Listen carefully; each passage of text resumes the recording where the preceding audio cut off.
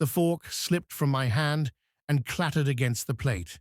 The front door had slammed open so violently that the picture frames on the hallway wall rattled.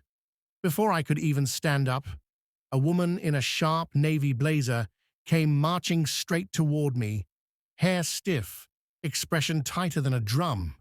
A golden HOA pin sparkled on her lapel like a badge of authority. "Mr. Cooper," she said, voice shrill and echoing through the room, "do you have any idea how many violations I've had to document this month?" I blinked, confused, still chewing the last bite of my sandwich. "Ma'am," I said slowly, "you just walked into my home." Without knocking, she ignored me completely, stormed right past my couch and into the kitchen. I heard the sound of cabinet doors opening, her heels clacking against the tiles. "Unbelievable," she muttered. "Non-standard fixtures, unauthorized kitchen remodel. And this—" She picked up my coffee mug like it was evidence.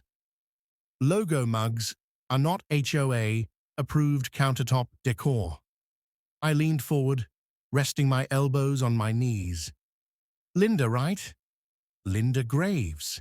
She looked up sharply, like she didn't expect me to know her name.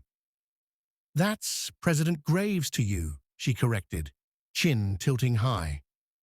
"And yes, I'm here under the authority of the Willow Falls Homeowners Association." I let out a slow sigh, half amusement, half disbelief. "President or not, you're standing in my living room without permission.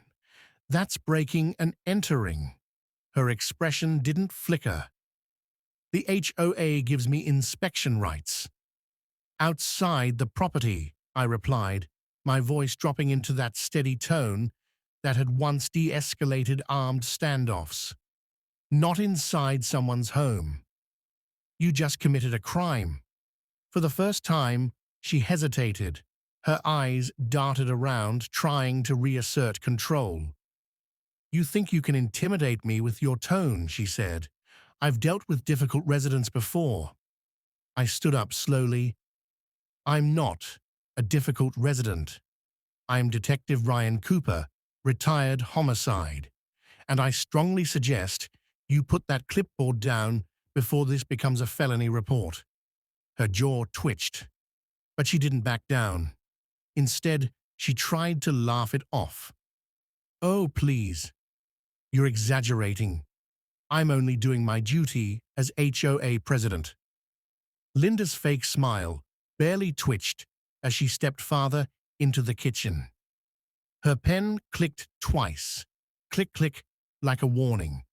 Then she started snapping photos with her phone. I watched, arms crossed, as she leaned over my counter and actually opened the refrigerator door. Her nose wrinkled. Greater than, food stored in non-transparent containers. That's against HOA hygiene standards. I almost laughed. "Hygiene standards? You've got to be kidding me." She scribbled something on her clipboard. "Rule 8.2. Proper food storage within visible areas of the home." I stepped closer. Visible areas? Inside my fridge? She didn't answer. Instead, she turned, spotted the backyard through the sliding glass doors, and marched over. "Grass height, definitely over regulation limit," she muttered, zooming in with her camera. Then she moved toward my hallway again, like she owned the place. "Stop!" My tone made her freeze mid-step. It was the same command voice that once stopped armed suspects cold. "You've taken enough pictures," I said. "You're done." She turned around, defiant. "I'm not leaving until I've documented everything." "The HOA Charter grants full authority." "Show me the line," I replied calmly. "Show me where it says you can walk into a person's home without consent." Her hand trembled slightly as she flipped through her pages. "It's implied," she stammered. "We can't maintain standards otherwise." I smiled, but there was no warmth in it. Then let me show you something. I pulled out my wallet, flipped it open, and set it on the table. Her eyes landed on the badge. Detective Ryan Cooper, Metro Police Department, retired. All the color drained from her face. "You're a cop?" she whispered. 20 years on the force," I said evenly. "And every second of your little inspection is on my home security cameras." The clipboard slipped from her hand and hit the floor with a dull smack. She took a shaky step back. "This is a misunderstanding." I knocked. "I thought you said, 'Come in.'" I raised an eyebrow. "Through two locked doors." While I was eating lunch, her voice cracked. "We can fix this. I'll leave right now." "Nobody has to know. That's not how the law works," I said, pulling out my phone. "You don't just break into someone's home and fix it." I started dialing. She panicked. "Wait, please. I'll approve all your projects. I'll wipe your violations." I ignored her. "Dispatch," I said into the phone. "This is Detective Cooper. I need a unit at my residence for a burglary in progress. Suspect is still on scene." The moment I ended the call, the silence between us turned heavy. Outside, the distant hum of sirens began to build. Linda's breathing quickened. "You can't do this," she whispered. "I know the mayor. My husband's a lawyer." "Then he can meet us at the station," I said. The sirens grew louder by the second, a steady wail echoing through the quiet neighborhood. Linda's eyes darted toward the front door like a trapped animal. Her voice shook. "Detective Cooper, please. This will ruin me. I've worked years to build my reputation." I didn't answer. I just pointed toward the dining table, where her clipboard still lay face down. "You should have thought about that before trespassing." Moments later, two police cruisers rolled up outside. Blue and red lights flashed across my living room walls.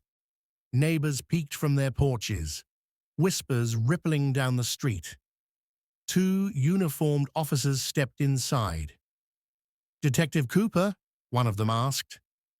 I nodded and handed over my phone. "Security footage and stills. Everything's on here." She came in uninvited, started photographing personal mail and property. Linda tried to talk over me, her voice trembling but desperate. Greater than, "This is absurd. I'm the HOA president. I have inspection rights." Officer Miller, the taller one, glanced at her clipboard, then back at me. "Ma'am, do you have written authorization for this inspection?" She faltered. "It's implied." "Not good enough," Miller said. He turned to his partner. "We've got probable cause." "Ma'am," he said firmly, "I'm going to need you to stand up and place your hands behind your back." Linda's face crumpled. "You can't arrest me. I know the city attorney." Officer Miller sighed. "You have the right to remain silent." As the cuffs clicked shut, Linda's expression morphed from arrogance to pure disbelief. Her clipboard hit the floor again, this time with a sound that felt final. Outside, the entire block had gathered. Mrs. Jensen from next door raised her phone, recording. Old Mr. Peterson leaned on his mailbox, muttering, "About time someone stood up to her." As they led Linda to the cruiser, I followed them out. She twisted her head over her shoulder, glaring at me. "You'll regret this," she hissed. "The entire HOA will come after you." I smiled faintly, looking forward to it. The door of the police car shut, muffling her protests. For the first time since moving into Willow Falls, the street felt peaceful. A few weeks later, I got a call from the district attorney's office. The footage and witness statements made the case airtight. Linda Graves, Once the untouchable president of the Willow Falls HOA was charged with criminal trespass, unlawful entry, and invasion of privacy. The court didn't go easy. A year of probation, $5,000 in fines, and 200 hours of community service. But the real punishment came afterward. The HOA board voted her out unanimously. Her real estate firm dropped her. Neighbors who had once feared her now talked openly about years of harassment. The headline hit local news the next morning. HOA president arrested for breaking into resident's home. I clipped it, framed it, and hung it near the front door, right where she'd barged in that afternoon. Sometimes justice doesn't need a badge. It just needs someone willing to stand up.